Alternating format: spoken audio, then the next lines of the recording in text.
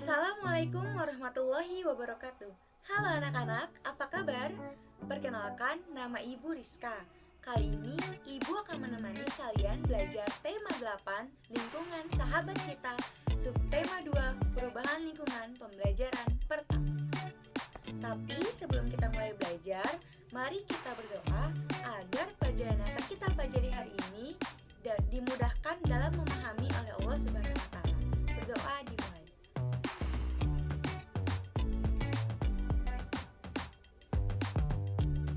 Berdoa selesai. Nah, sebelum mulai belajar, Ibu akan menyampaikan bahwa pada hari ini pelajaran yang akan kita pelajari adalah pelajaran Bahasa Indonesia dan juga pelajaran IPA. Namun sebelum belajar, Ibu akan menyampaikan tujuan pembelajaran kita pada kali ini. Pada hari ini, tujuan pembelajarannya adalah yang pertama, siswa mampu menyebutkan peristiwa-peristiwa atau tindakan pada teks non-fiksi dengan benar. Tujuan yang kedua adalah siswa dapat mengidentifikasi faktor-faktor yang mempengaruhi siklus air dengan benar.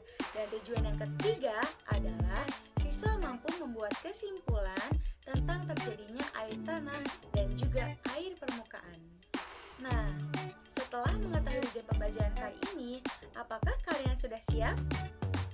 Siap dong. Yuk, mari kita mulai pelajaran hari ini. Tema 8, lingkungan sahabat kita, subtema 2, perubahan lingkungan, pembelajaran ke-1. Mari kita perhatikan gambar berikut ini.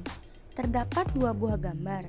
Gambar pertama adalah gambar alam yang masih sangat asri dan terjaga kelestariannya. Sedangkan gambar kedua adalah gambar tanah yang kering dan tandus. Dapatkah kamu menjelaskan mengapa terjadi perbedaan? Ya, perubahan lingkungan terjadi karena faktor alam dan kegiatan manusia. Ada perubahan yang bersifat menguntungkan, namun ada juga perubahan yang merugikan. Apa sajakah itu? Untuk memahaminya, mari kita baca teks berikut. Siklus air tanah. Proses siklus air tanah bergerak meninggalkan tanah ke udara. Selanjutnya, air turun lagi ke tanah dalam bentuk air hujan. Nah, air yang turun ke tanah ini ada yang masuk ke sungai. Aliran air di sungai ini akan terkumpul dan kembali ke laut. Selain masuk ke sungai dan mengalir ke laut, ada juga air yang tergenang membentuk danau. Air yang turun ke tanah ada yang masuk dan bergerak ke dalam tanah melalui celah-celah dan pori-pori tanah serta batuan. Air yang masuk ke dalam tanah ini kemudian menjadi cadangan air atau sumber air. Tahukah kamu bahwa hutan dapat menjaga ketersediaan air? Ya, hutan dapat menjaga ketersediaan air. Air cadangan akan selalu ada apabila daerah peresapan air itu selalu tersedia. Daerah resapan air terdapat di hutan-hutan. Tumbuhan hutan mampu memperkukuh struktur tanah. Saat hujan turun, air tidak langsung hanyut, tetapi air akan terserap dan tersimpan di dalam tanah. Air yang tersimpan dalam tanah akan menjadi air tanah. Air akan lebih mudah meresap jika terdapat banyak tumbuhan. Air yang meresap akan diserap oleh akar tumbuhan tersebut. Adanya air dan akar dalam tanah menyebabkan struktur tanah menjadi kukuh dan tidak mudah longsor. Nah, menyimak uraian tersebut dapat disimpulkan bahwa keberadaan hutan sangat penting. Hutan berperan dalam penyimpanan air. Oleh karena itu, kita harus senantiasa menjaga kelestarian hutan. Saat ini, hutan banyak yang gundul akibat penebangan liar. Selain penebangan, hutan juga dapat rusak akibat pembakaran. Pepohonan di hutan ditebang atau dibakar dengan alasan tertentu, seperti untuk membuka lahan pertanian, perumahan, atau industri. Kegiatan-kegiatan ini dapat mengurangi kemampuan tanah dalam menyerap air. Akibatnya, Pada saat hujan terjadi banjir, dan pada saat kemarau banyak daerah yang mengalami kekeringan. Mari perhatikan gambar perkotaan berikut. Pembangunan jalan yang menggunakan aspal atau beton dapat menghalangi meresapnya air hutan ke dalam tanah. Akibatnya, pada saat air hujan turun tidak dapat meresap ke dalam tanah. Hal ini menyebabkan terjadinya banjir dan air mengenangi jalan-jalan. Nah, apa akibatnya jika daerah resapan air semakin berkurang? Apabila daerah resapan air semakin berkurang, cadangan air di bumi ini semakin menipis. Hal ini dapat mengakibatkan sungai-sungai dan danau-danau menjadi kering. Keringnya sungai dan danau menyebabkan proses penguapan semakin menurun. Menurunnya proses penguapan ini menyebabkan berkurangnya pengendapan titik-titik air di awan. Keadaan ini tentu mengurangi terjadinya hujan. Kekeringan dapat terjadi karena beberapa sebab, yaitu faktor alam dan faktor kegiatan manusia. Salah satu penyebab karena faktor alam yaitu kondisi tanah dan iklim. Kondisi tanah dan yang berbatu akan menyebabkan tanah tidak dapat menyimpan cadangan air. Selanjutnya kita akan mempelajari tentang siklus air tanah.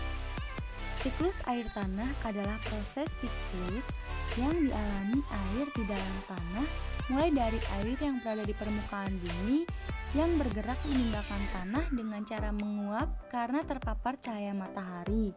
Saat berada di atmosfer, uap air berubah menjadi awan. Lalu, awan mencair dalam bentuk air hujan dan kembali ke permukaan bumi.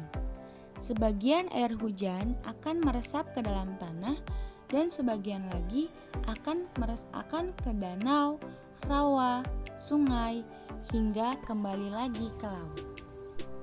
Mari kita perhatikan siklus air tanah berikut.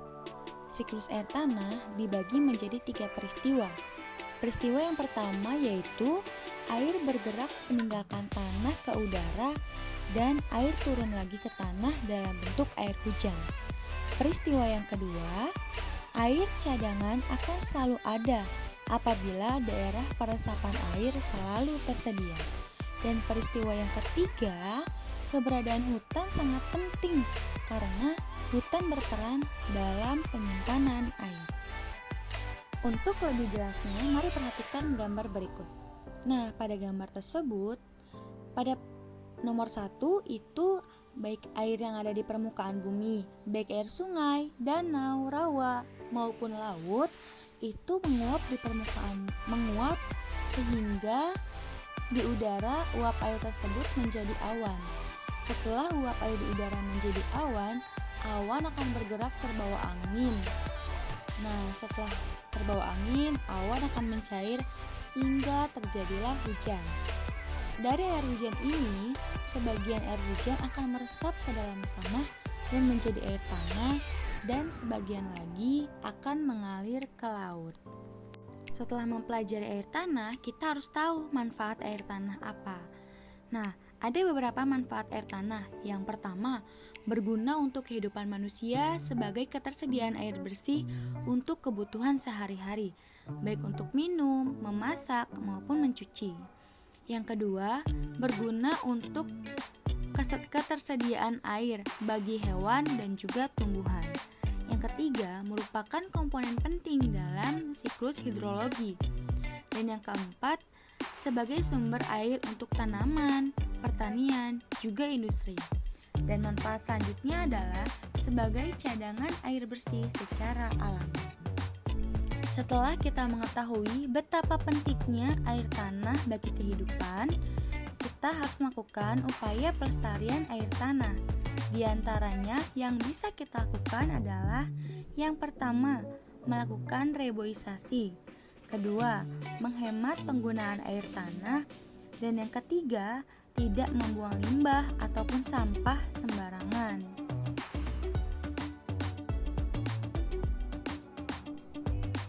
Baik, setelah kita menyimak pembelajaran hari ini, Ibu akan menyampaikan lagi bahwa perubahan lingkungan itu terjadi karena 2 faktor, yaitu faktor alam dan juga faktor kegiatan manusia.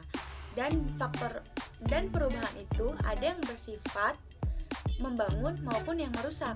Contohnya yang merusak adalah kegiatan banjir. Banjir dapat terjadi jika kita tidak dapat melestarikan lingkungan. Maka dari itu, kita harus melestarikan lingkungan sekitar dengan cara melakukan reboisasi, membuang sampah pada tempatnya, juga menghemat penggunaan air tanah. Karena banyak sekali manfaat air tanah, tadi udah kita pelajari ya. Baik anak-anakku, semoga kalian semua dapat memahami materi ini dengan baik. Selanjutnya, sebelum kita menutup pelajaran hari ini, mari kita membaca doa lagi agar pemahaman yang kita dapatkan hari ini dapat terus kita ingat hingga nanti. Berdoa dimulai. Berdoa selesai. Ibu ucapkan terima kasih karena telah menyimak video ini dengan baik. Selanjutnya, sampai bertemu lagi di pelajaran berikutnya. Bu Rizka pamit ya. Assalamualaikum warahmatullahi wabarakatuh.